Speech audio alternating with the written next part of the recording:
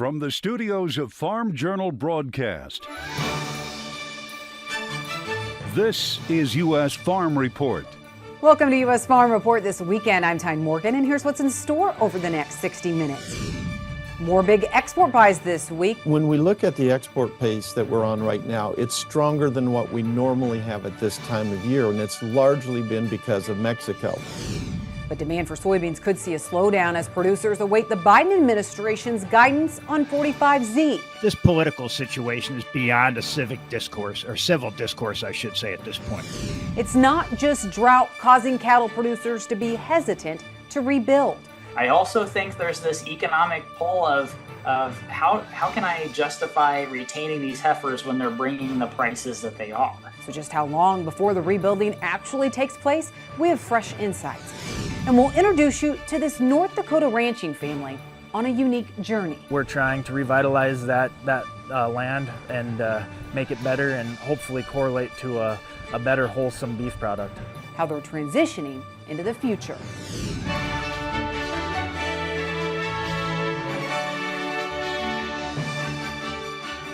Now for the news, we've been keeping you updated on a number of flash sales over the past several weeks, with Mexico being a big buyer of U.S. corn recently.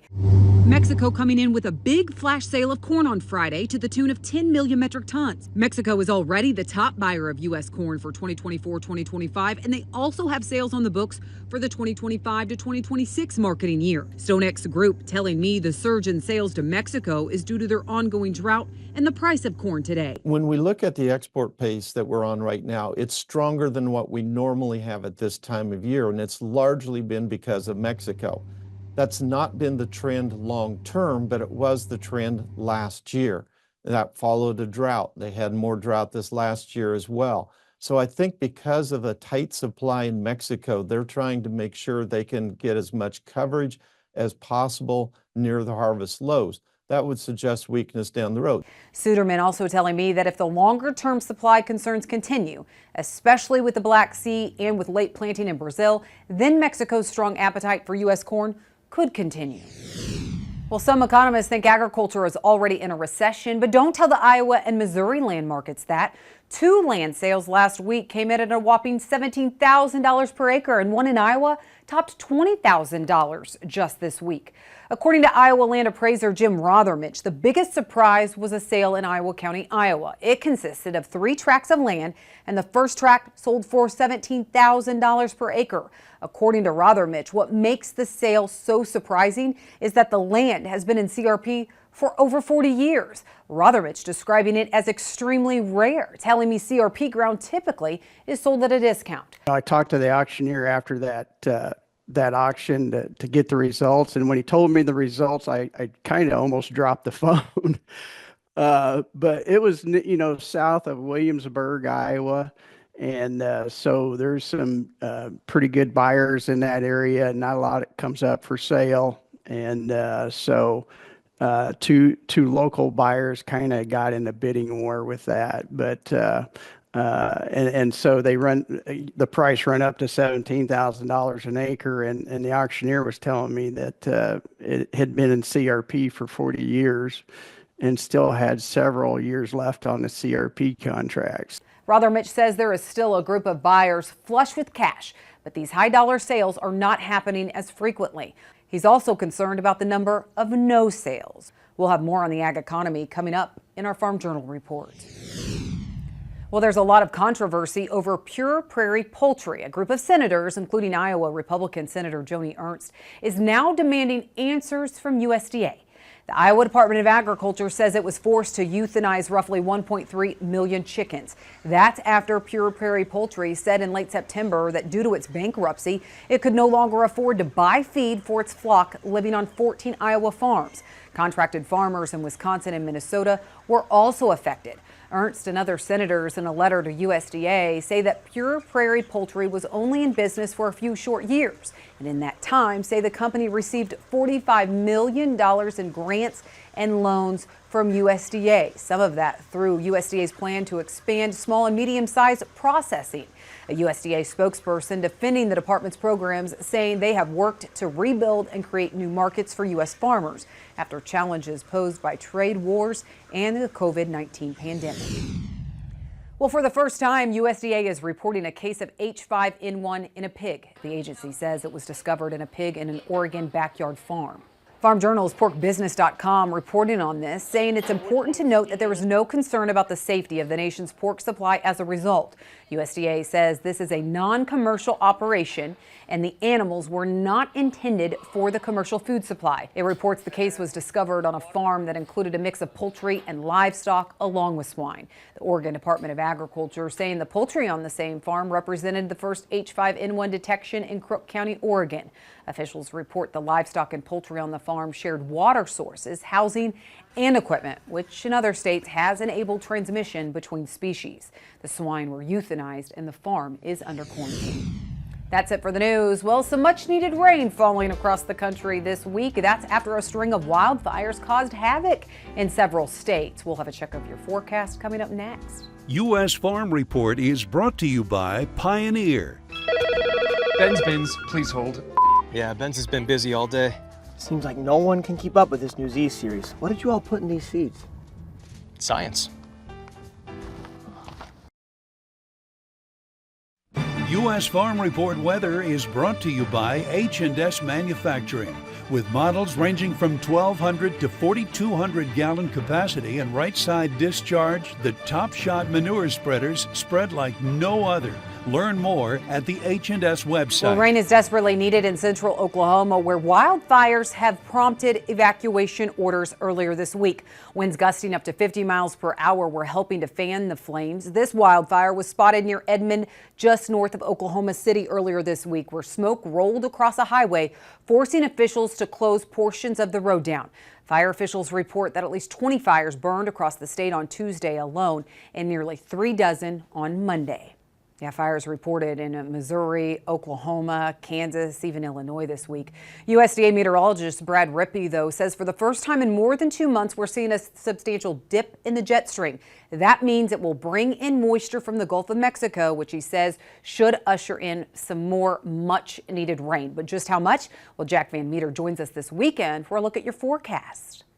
Current drought monitor that just came out yesterday really showing the expansion of severe drought throughout much of the country. And take a look at the East Coast, really seeing a lot of that dry, abnormally dry level 1 conditions span from Georgia all the way up to Maine. And as we can see down south, they've really got a lot of rain with all those post-tropical systems. But unfortunately, it's been close to a month without any sort of real rainfall out there. Moving out west, especially to the plain states, we can really see again the expansion of that severe drought. Take a look at parts of Kansas and Nebraska, really going to be inundated again with those really dry conditions and temperatures too. It's been fairly hot with all the high pressure we've been seeing as well. And unfortunately, when we make our way over to the West Coast, going down south first though in West Texas, we're seeing that exceptional drought unfortunately, and then moving up to the borders of the Dakotas, again still seeing that level of extreme drought. Here's our jet stream for Sunday, and take a look at this ridging in the east, and we have that trough starting to dig right down in the West Coast as well. And as that moves through, it's going to bring us a lot of chances of rain at the bottom of the trough and actually riding up that ridge as well. We are going to be seeing a lot of moisture actually being pulled up from the Gulf of Mexico. So relief is in the way, and here we go. There's another low that is starting to dig down and really start to give a lot of moisture to the country. Again, very good news. Here's our estimated rainfall for the next weekend. My goodness, take a look at that. It's all the rain that's really going to be riding up that ridge that we just talked about there. And really, like I said, pulling a lot of moisture from the Gulf of Mexico. Very warm, actually, this time of year. We're seeing that system come through. And again, really a lot of rain will be deposited as well, pretty much for the heartland of the country, from Texas all the way up through Michigan as well. And some of those higher amounts, we're actually looking at those going to be thunderstorm zones. Here's that precipitation outlook. And then again, we can see a very similar picture to our estimated rainfall as well. For the Four Corners, they're going to be getting some nice rainfall. And again, that's going to be spanning all the way up through the Great Lakes Stakes. Thanks, Jack. Well, will we ever get clarity on 45Z? Peter Meyer and Jared Creed join me next.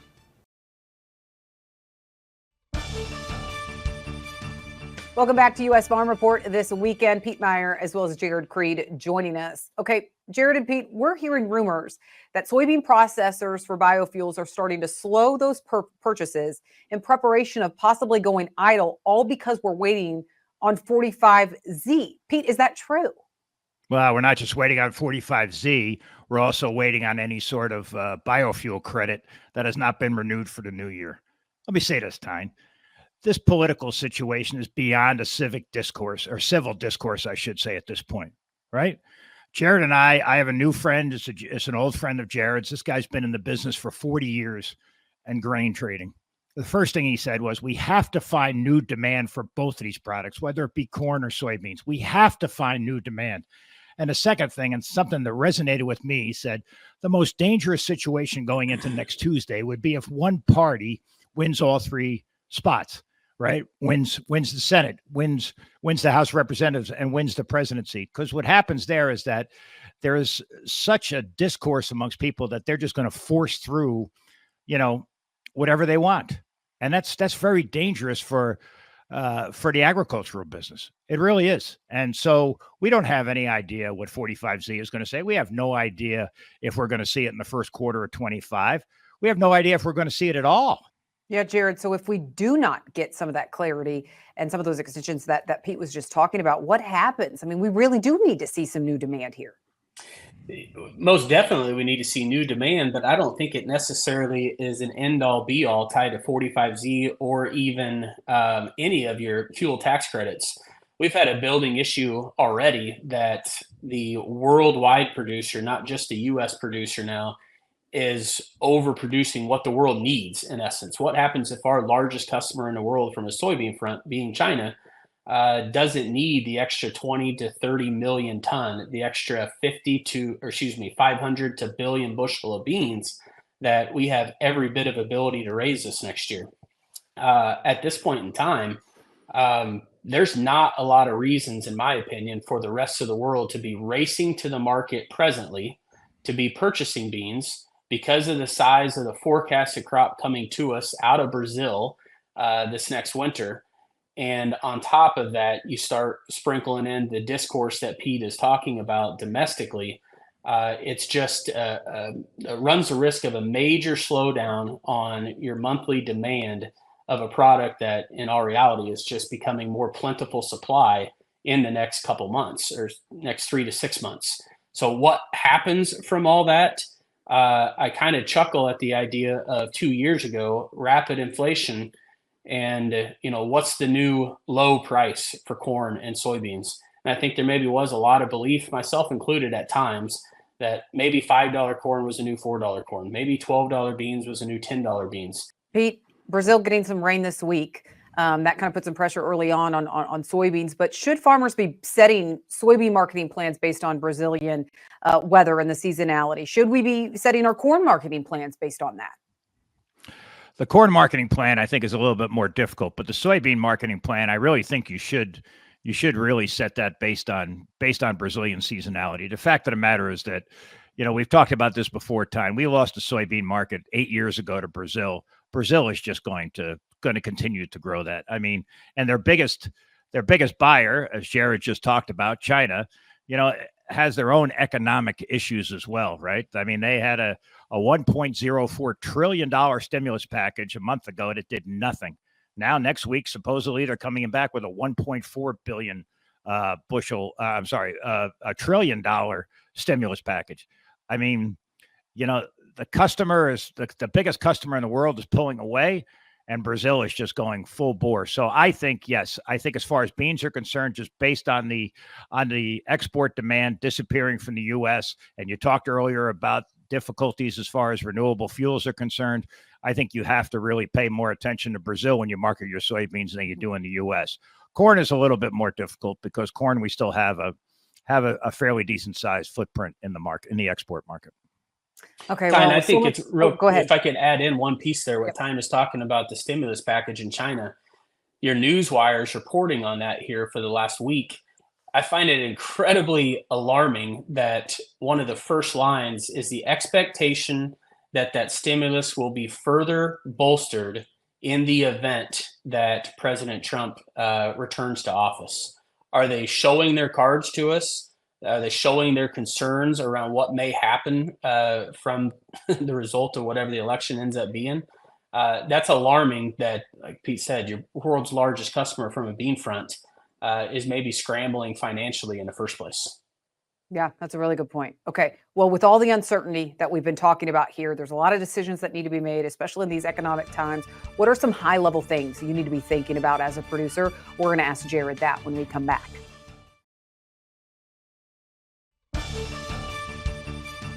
Welcome back. Jared Creed and Peter Meyer rejoining us. Jared, okay, we talked about the uncertainty. We talked about, what happens with the election next week, some questions about 45Z. I mean, there's just so much right now. When you look at these current economic pressures farmers are facing, what are some high-level things they need to be thinking about as we're making our game plan and our marketing plan for next year? Maybe accepting a little bit of reality at first. Our input costs haven't changed for the last 2 years. Obviously, we're looking at well below cost production prices going into 2025, and making sure you are defining success. In my opinion, how do you define success for next year? From a financial level for the producer, it's try to build working capital and retain equity. And that might sound very, very simple, but that's going to be a tough task. And by accomplishing that, that also means staying liquid on the crop that we are just finishing harvesting in the U.S. today. Interest and storage costs are real. There's going to be billions of bushels in the U.S. that are going to incur anywhere from 5 to 7 cents a month of storage costs on both corn and soybeans, and racking up the same amount of interest on a monthly basis that just pushes liquidity opportunity lower and lower and lower. So Pete and I talk about it a lot. Most important thing right now is stay liquid. Option volatility is incredibly cheap. If you don't understand what I'm talking about there, it's worthwhile to talk to somebody that can help you in that space. Volatility is asking the farmer to sell the crop. And if you need to have a seat at the table, there's better ways to do it than just holding the physical crop. Pete, Jared covered a lot there, but what do you want to add to that? We still see a lot of interest in sustainability as far as the farmer is concerned. We had some very interesting conversations with insiders on the sustainability side. What we find is that there is a switch from foundation dollars. So some of these large food companies have foundations, right? And they've paid farmers for sustainable practices through the foundation. Now it seems like it's moving towards a procurement dollar. So in other words, the procurement department is going to have to pay for sustainable practices. This is being demanded by the customer. Even in these tough, uncertain economic times, the customer is still demanding it. One of the hottest jobs out there, we've told, is called the ESG controller. This is somebody who sits in the CFO's office, who basically is in charge now of what it's going to cost to comply with environmental, social, and governance issues. This is coming. Nutritional density is coming. There's a lot of things coming here. So while Jared and I paint a kind of a gloomy picture here as far as the market currently, we want you to keep your head up and pay attention to what's going on here, because sustainable practices are still in the background, percolating, no matter who gets elected, and will be able to pay you for your practices. Pete, Jared, thank you so much. I really appreciate it. Gave us some food for thought there, some other things to think about this weekend. We appreciate you. We need to take a quick break, and then we'll be back with more U.S. Farm Report next.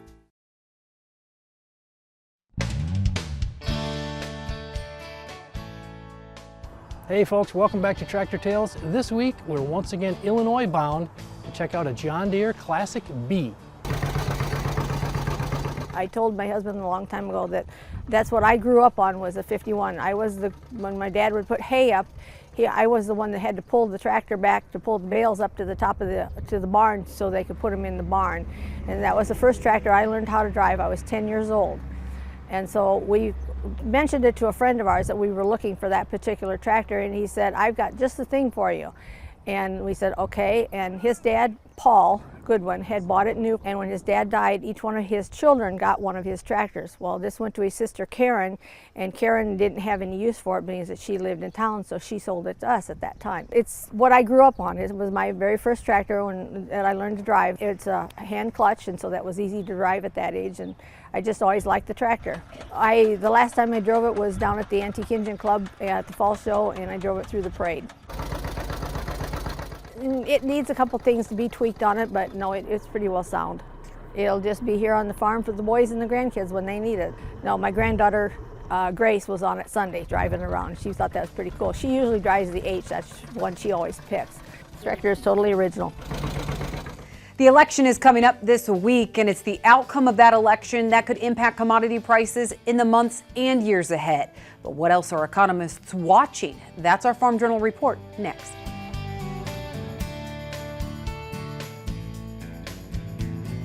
You're watching U.S. Farm Report. Trusted, timely, tradition.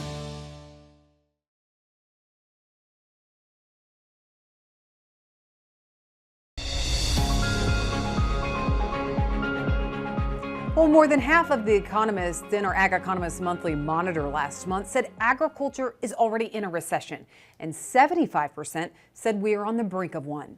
But economists say the election could have a major impact on the ag economy over the next 12 months. But what are the other wild cards to watch? Well, that's our Farm Journal report this weekend. Harvest is winding down across the Midwest, and for some, it went quick. This is shaping up to be one of the faster harvests we ever experienced from start to finish. This time of year, prices typically set lows, but this year, some commodities have come to life. Well, I think over the last month, we've seen a little bit of a rebound, a stabilization of prices, if you will. Some of that's simply been fund short covering that has supported that. Some of it is a little better long-term picture for wheat and for corn, although for soybeans, it's still looking somewhat bleak long-term.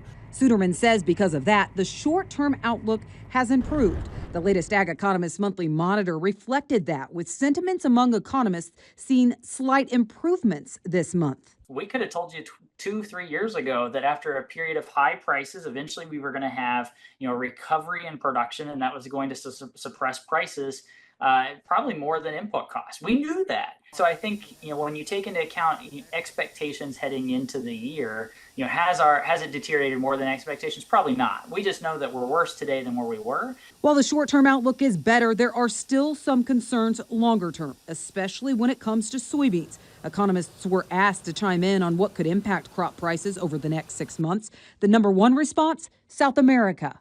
The biggest thing that'll impact is going to be South American weather. What happens in Brazil and Argentina?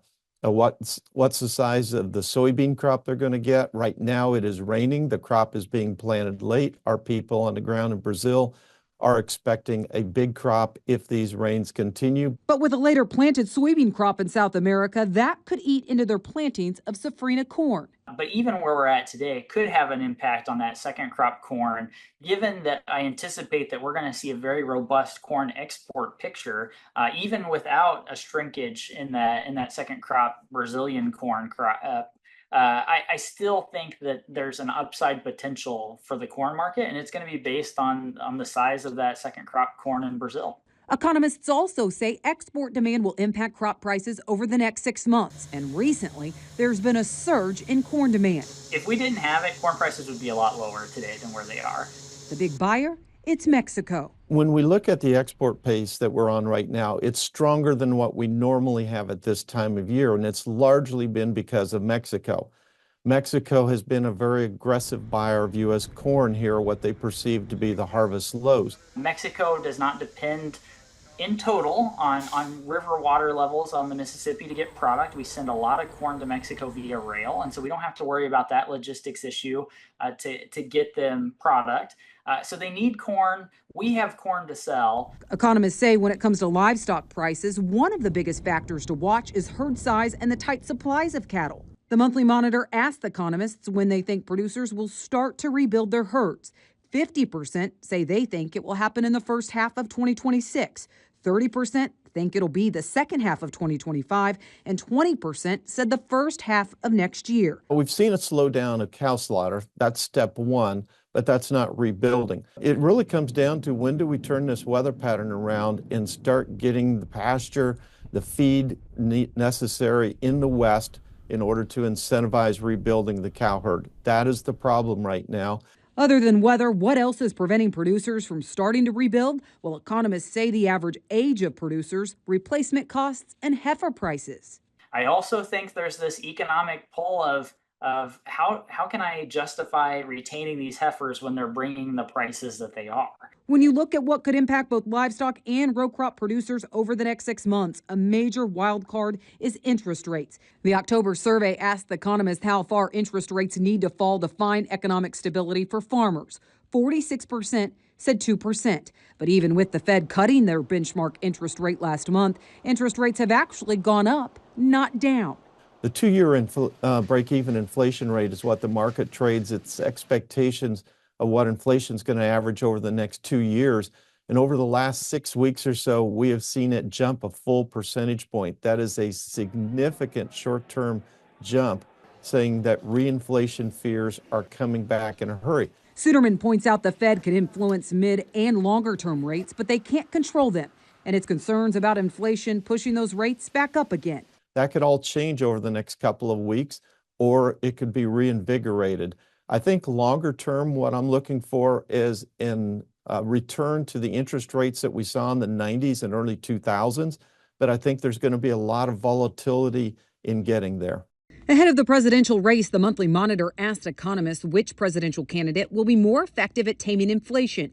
54% said Donald Trump. When it comes to providing more certainty on farm policy and crop insurance, 62% of economists said Trump will provide that. But when it comes to policies that benefit biofuels, 54% of economists said Harris. And today, it's no clarity on 45Z that's causing soybean processors like Cargill and Bunge to possibly slow or even idle production by the end of the year. We have industry looking to shut down production of biofuel if we don't get the 45Z requirements here released soon, and that doesn't look likely, unfortunately. That's going to hurt demand for soybean crushing, for soybeans per se. The fact that we don't have those today, I think, is impeding investment in the sector. And people are asking for that before they spend millions of dollars to do that. And I think that has been a hiccup. Well, what is the most important role of the federal government? The Monthly Monitor asked economists to rank 3 things: delivering directives on the 45Z tax credit, passing the Farm Bill, or delivering financial aid to farmers, such as the proposed Farm Act. 46% of economists ranked the financial aid as the top priority, and nearly 43% said it's passing a farm bill. There's all this discussion about the safety net is inadequate relative to commodity programs, and there's the potential for some rather large ARC and PLC payments to come, but are they too late? That's the question. Is it too late in the cycle? Does any type of ad hoc support through a farm financial package bridge that gap? Brown's advice for producers to weather the low prices is to get back to the basics. He suggests doing enterprise budgeting and whole farm analysis. That way, if crop revenue falls short, it will allow your farm to be a bit more nimble in making some of those key decisions. All right, when we come back, it's a glimpse of ag around the globe next. Scan now to register for the Milk Business Conference 2024. Early bird rate expires October 31st.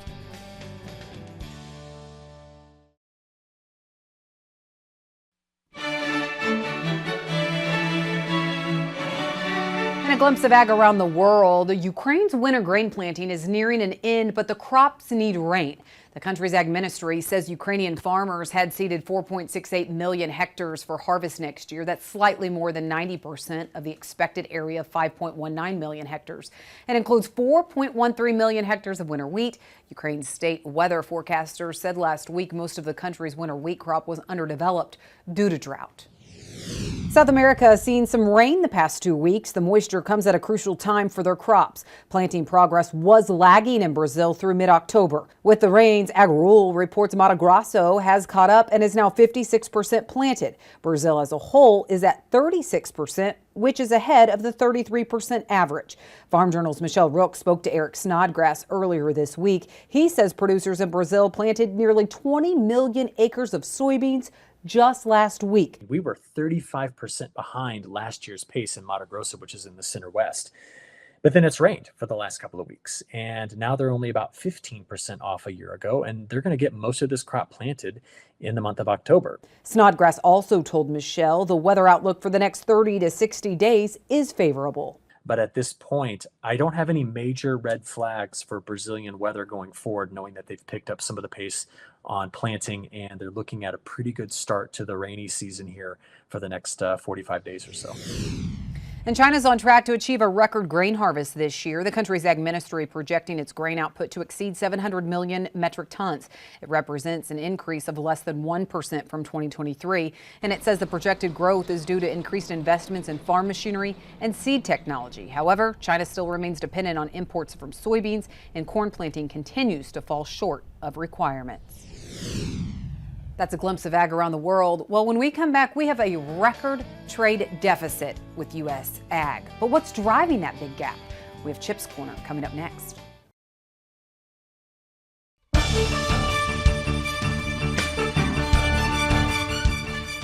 Welcome back to U.S. Farm Report this weekend. Chip Flory joining us. Chip, in our Farm Journal report, we had the latest findings from the Ag Economist Monthly Monitor, and we asked some questions this month about, which presidential candidate would be best to support biofuel policies, which would be best at taming inflation, things like that.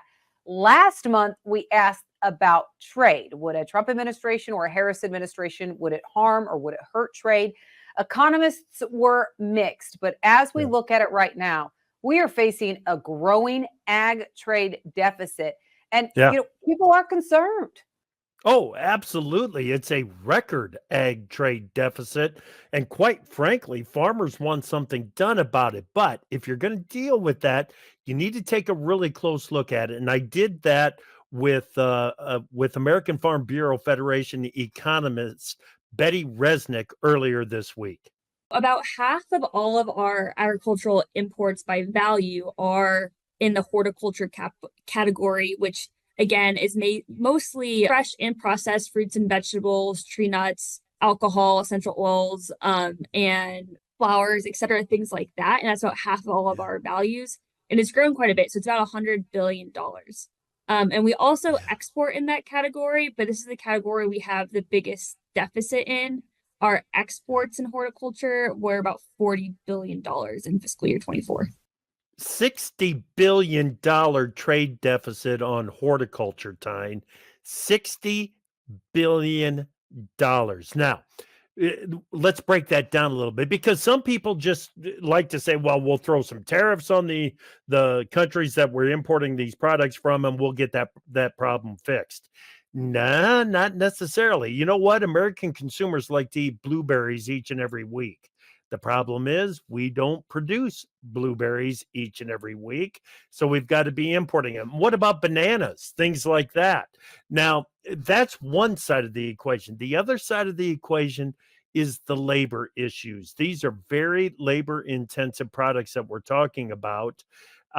And when you consider the fact that the U.S. has put some rules and regulations in place to protect the well-being of farm workers, the labor issues and the labor costs really get out of hand. Consider this. Betty told me that because of some of the rules and the regulations that are in place, a migrant farm worker makes more in an hour working on a U.S. farm than they would in an entire day doing the same job in Mexico. Is it any wonder that U.S. fruit and vegetable producers can't compete in an environment like that? Wow, that really puts it into perspective. Chip, we really appreciate you joining us. You can catch him twice a day, 10 a.m. For AgriTalk AM and 2 p.m. Central for AgriTalk PM. All right, when we come back, we are off to North Dakota to see a conservation journey of one North Dakota family. Michelle Rook takes us there next.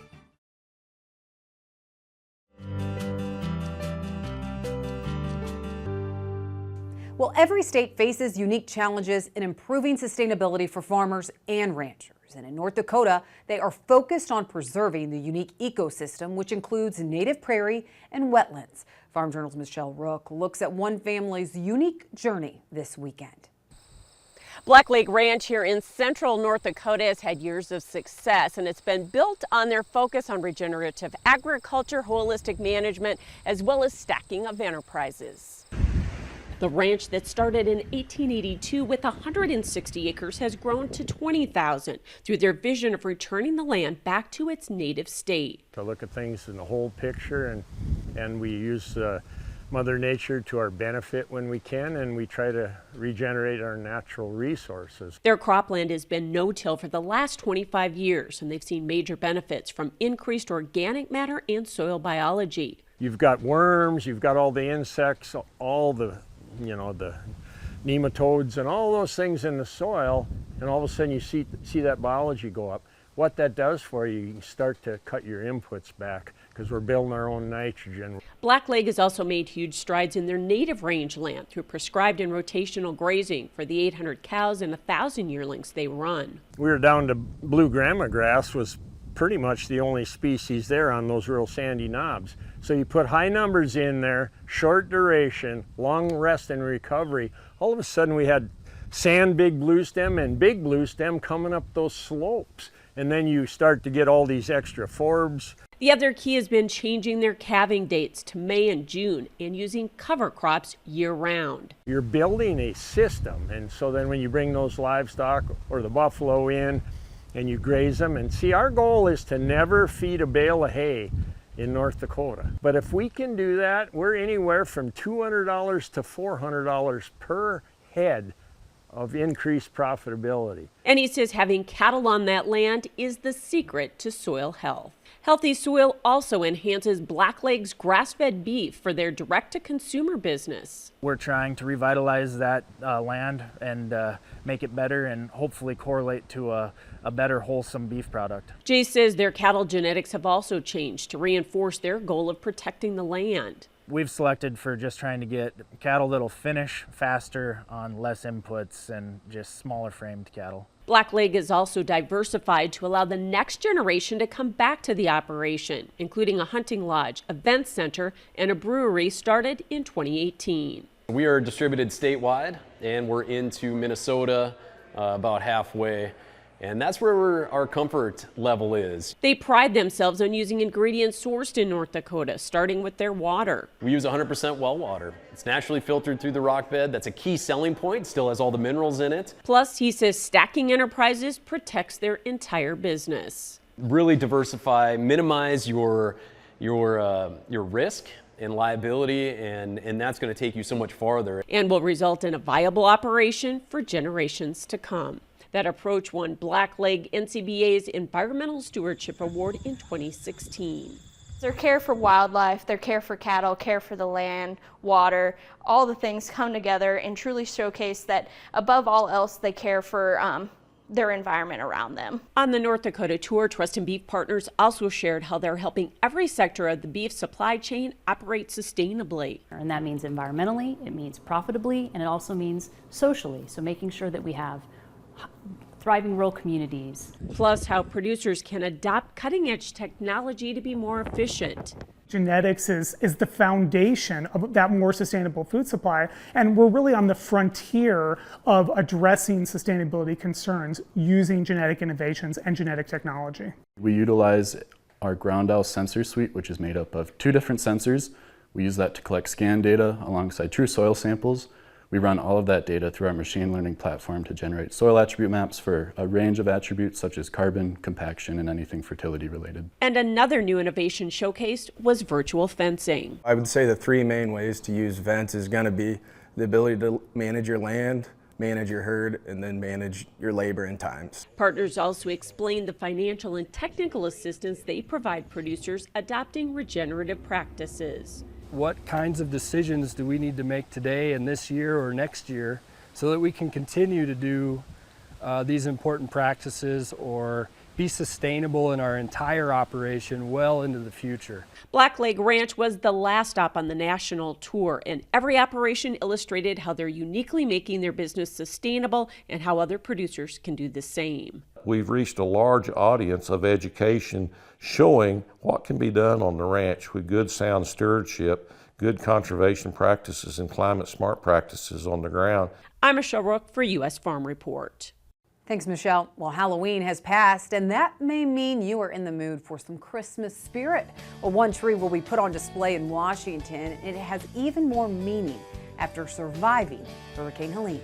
That story is next.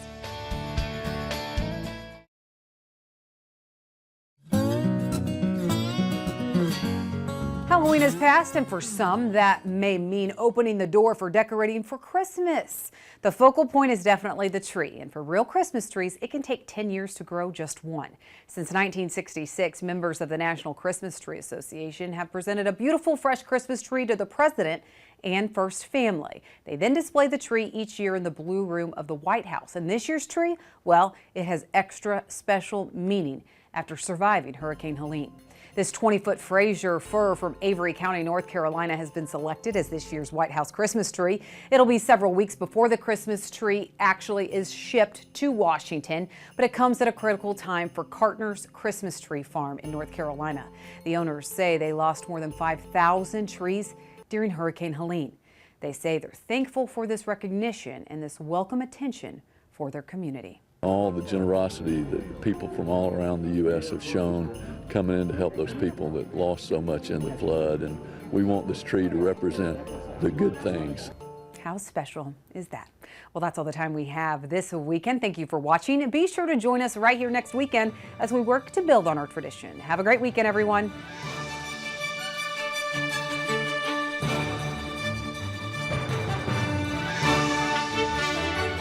U.S. Farm Report is produced and distributed by Farm Journal Broadcast.